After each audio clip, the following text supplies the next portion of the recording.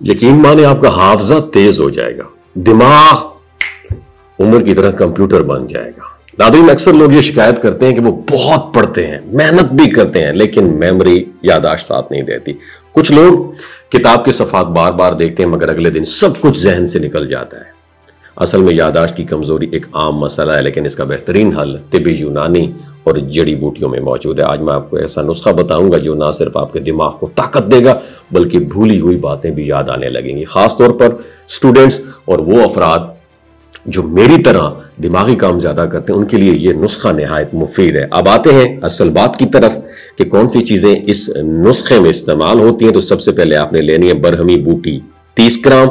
ये एक मशहूर जड़ी बूटी है जो दिमागी कमजोरी के लिए मुफीद है। दूसरा जुज़्व है सब्ज इलायची। ये आपने कितनी लेनी है? 20 ग्राम। ये दिमाग को सुकून देती है और हाफजे को भी तेज करती है। तीसरी चीज है सतगलू। ये 10 ग्राम लेनी है। ये एक बैल से हासिल होती है और आसाब को ताकत देने में बेमिसाल समझी जाती है।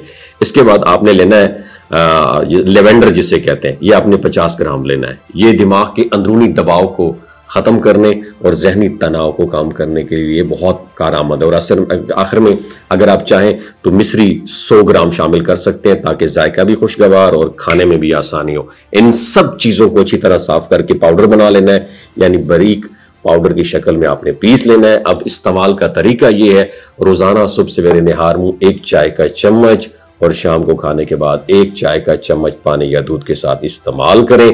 अल्लाह के करम से थोड़े ही अरसे में आपको फर्क महसूस होगा और दिमाग में अजब ताजगी और हल्कापन महसूस होगा। पढ़ाई या रीडिंग करते वक्त जो कुछ आप देखेंगे वो जहन में फोटो की तरह महफूज होता हुआ चला जाएगा और इम्तिहान में लिखते वक्त यूं लगेगा जैसे किताब के पेजेस आपके दिमाग के ऊपर नक्श हो चुके हैं। और ये नुस्खा ना सिर्फ स्टूडेंट्स के लिए बल्कि वो लोग जो दफ्तर या कारोबारी मामलात में ज्यादा सोचो विचार करते हैं वो भी इससे फायदा उठा सकते हैं। हाफजा मजबूत होगा, भूलने की आदत कम होगी और दिमाग बोझ महसूस नहीं होगा। और याद रखें, असल शिफा किसके पास है? ना मेरे पास है, ना इन मेडिसिन में है, ना इन हर्बल यूनानी नुस्खों में, मेरे अल्लाह के पास है। लेकिन ये नुस्खा आपके लिए एक कीमती तोहफा साबित होगा। इसको आजमाएं, तसलसल से इस्तेमाल करें, अपनी दुआओं में याद रखें। अपना बहुत ख्याल रखिए। अल्लाह हाफिज। पढ़ाई या रीडिंग करते वक्त जो कुछ आप देखेंगे वो जहन में फोटो की तरह महफूज होता हुआ चला जाएगा और इम्तिहान में लिखते वक्त यूं लगेगा जैसे किताब के पेजेस आपके दिमाग के ऊपर नक्श हो चुके हैं। और ये नुस्खा